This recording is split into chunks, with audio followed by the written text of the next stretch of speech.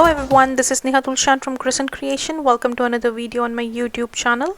In today's video, I'm creating an interactive card using the High Five kit and the Magic Iris die from Lawn Fawn. Just a couple of days back, I uploaded a video showing a slider card using this same kit, and today I'm sharing a second card with this kit. I absolutely am in love with this kit, and here you can see I have all the images that I've already pre-colored. If you would like to see how I colored these images, you can refer to that video. The link is in the top right corner. And now let's move on to creating the magic iris mechanism. So here I have already die cut my pieces for the base mechanism using some white cardstock. You need to cut 3 of the ring pieces and 3 of the sausage pieces, and you need to also cut 3 of those tabs, which we will be using a little later. And then there is this handle piece that we just die cut once. And then out of the 3 rings, we take one of the ring and die cut it using the flux capacitor. The center of the die matches with the center of the ring, and it's very easy to line up the die and die cut it. And lastly, I also used this magic iris add-on die and die cut my card front out of it. I'll keep everything aside and now work on my magic iris mechanism. So here I have taken that ring that I die cut using the flux capacitor, and now on those die cut notches I am passing my sausage pieces. And next I'm going to take these mini glue dots and glue these to the places on the sausage where it's marked X. I'm going to add the glue dots to all the 3 X's on the sausages. You want to make sure you're using mini glue dots here. You don't want any larger glue dots, or a smaller piece of double-sided tape won't work. And once I have all my glue dots in place, I will make sure my sausage pieces are exactly lined up with my ring die at the bottom, and that's when I'll go ahead and bring another ring die cut and place it just on top, making sure everything is lined up. Now I'll turn this over, and it's time to bring those tabs that we die cut thrice, and we're going to work with these 3 tabs now. These 3 tabs are also called stabilizers. And on the ring piece, you will notice these 3 brackets that the die made for us. We're gonna add some double-sided tape on those brackets, and we're gonna place these stabilizers just on top of them. The curved part of the stabilizers matches perfectly with the inside of the ring die cut, and it just fits there very beautifully. So you're just gonna go ahead and glue all these 3 stabilizers in place, and now we have to glue the tab or the handle, which will help us open and shut our magic iris mechanism. So here I have added glue just to the top half of this tab, and I'm gluing the tab in such a way that one of the stabilizer and the tab together makes a V. Making sure that it's nicely glued, you want to use a strong adhesive here. And now I'm going to go ahead and place the 3rd ring just directly on top. You can see this ring has a little bit of scrabbles.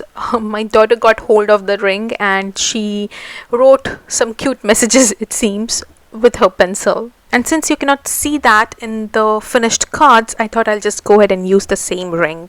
Here you can see I'm just applying some double-sided tape to these stabilizers, and I'm just folding them over. Only thing to keep in mind here is that you do not want to tightly fold these stabilizers. It should be just snug, so it shouldn't be very loose and it shouldn't be very tight. And here I was just trying to see if I succeeded in making my magic iris die or not, and I kind of struggled initially, but later I was able to make it work. So yeah, that is it. This is all you need to do to create a magic iris mechanism. Easy peasy, right? Now that my mechanism is all ready, it's time to work on the background. I have already die cut the background piece out of the magic iris add-on die. Apart from die cutting the background piece, the die also cuts this decorative piece that's supposed to let the receiver know which way to pull the tab So here I'm just trying to tape all these together so that I can work on the background. I'm using some post-it tape here so that I can hold my background and that pull tab together so that I have a seamless background.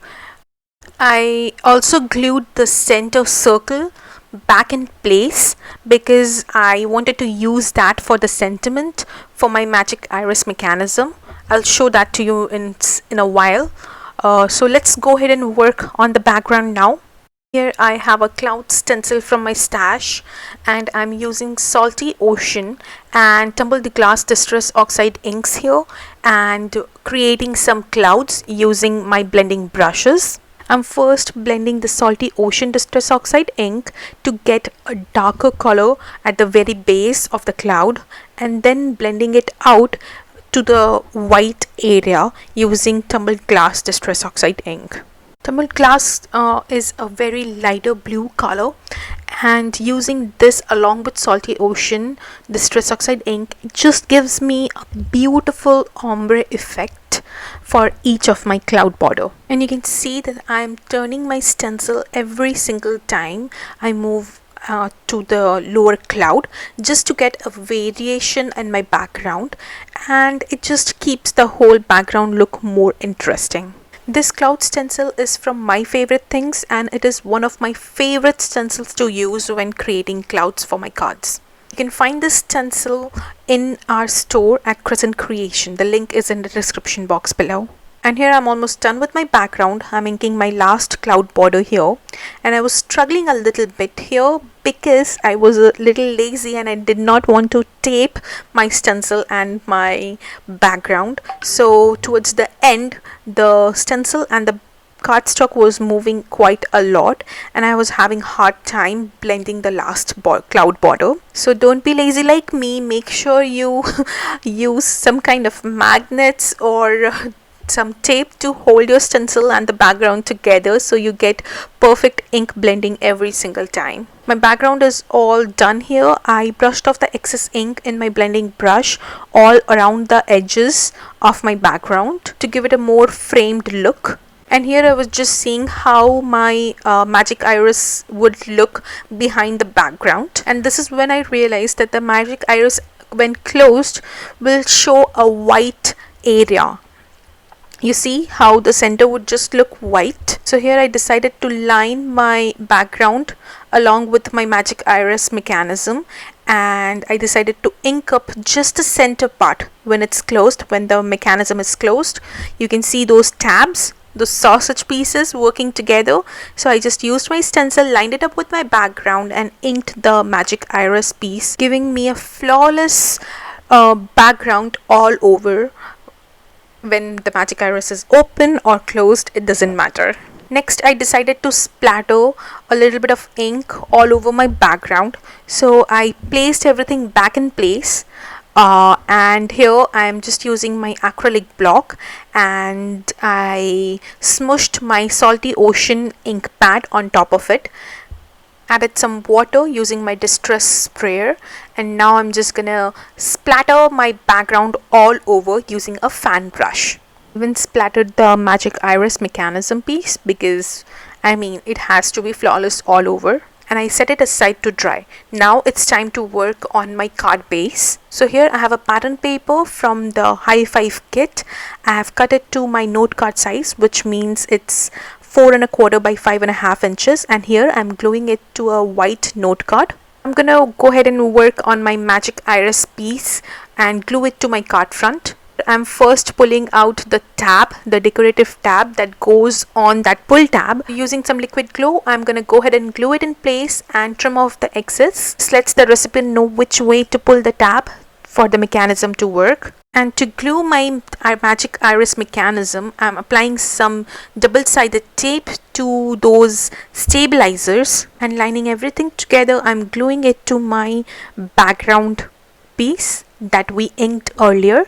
Just a note, you don't want to apply glue anywhere else on the magic iris mechanism, just on top of those stabilizers. So once that's in place, I have flipped my piece and here I'm applying glue again just on those stabilizers and some double-sided tape all around the magic iris mechanism, making sure that the tape does not come in between the pull tab, and the pull tab opens and closes smoothly. And I'm gonna go ahead and remove the backing of all those foam tape and glue this piece on my card base, making sure it's nice and centered.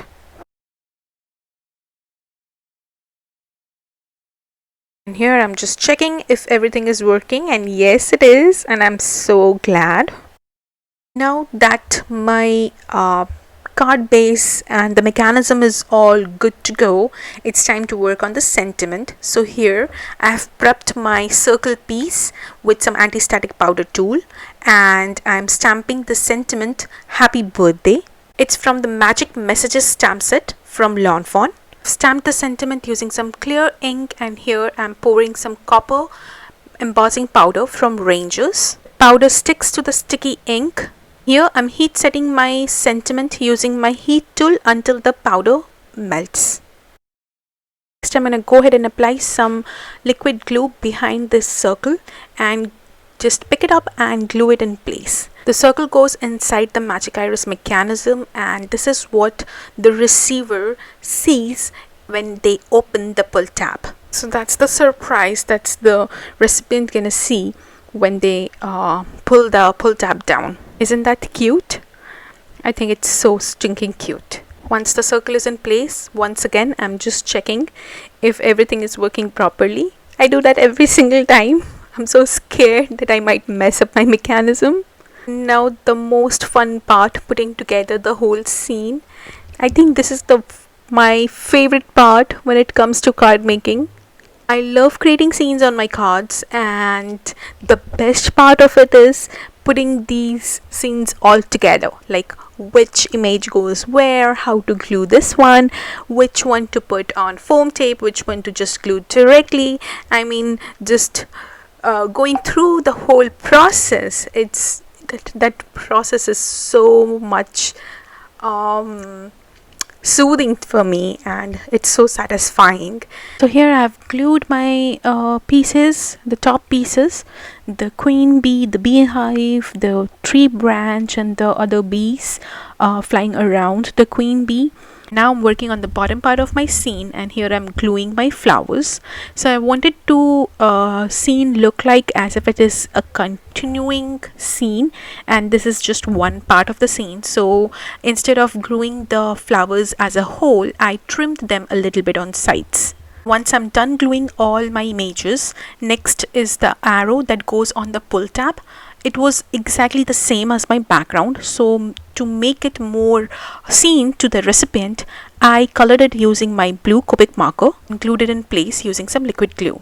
Next I'm working on the inside of my card, and to match it up with the outside, I'm stamping the rest of the sentiment also with clear ink, and I'm gonna heat emboss it using the same copper embossing powder. So I stamped the sentiment to the queen bee using some clear ink, and here I'm pouring some copper embossing powder on top of it, and now I'm gonna heat set it using my heat tool. Now my sentiment completely reads "Happy Birthday" to the queen bee. I'm just gonna go ahead and glue one of the bee images just beside the sentiment. Lastly, I'm gonna go ahead and add some sparkle glaze to the wings of all the bees and let it dry before I handle my card. And that finishes my card video for today. I hope you guys enjoyed this video. If you did, don't forget to give this video a thumbs up and subscribe to my channel if you haven't already. Also, in the comment section below, I would like to hear what other interactive cards you would like me to create using this kit. I really appreciate you being here and sticking with me till the end. Thank you for stopping by. Until next time, happy crafting!